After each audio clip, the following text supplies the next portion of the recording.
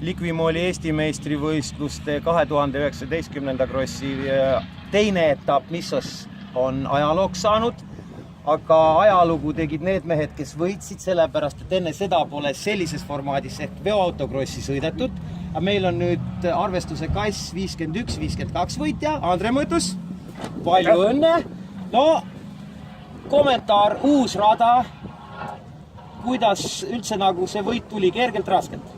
Ütleme, et tänane võit, jah, ei tuntu kergelt selles mõttes, aga täna hommikust saadik hakkas hästi minema, et kindlasti kiired rajad sobivad mulle paremini, kui ma arvan teistele, et mulle meeldib pigem kiirus kui niisugune nagu rasked rajad, et jah, ja mul oli väike eelis ikkagi olemas selles suhtes, et ma olin sõitnud siin enne Sikulliga, et võib-olla selle eelis, aga jah, ütleme, et taga seal sirge lõpus sai ikka Stasko puht sõiduga ära võetud, mis estet, aga tal kiirust oli ja ma ei saa öelda, et oli kiire ja samamoodi finaalis Pruunma esimest 2 ringi näitas ennast hästi, aga jah, lõpus ikka pika puuga, et selles suhtes läks hästi.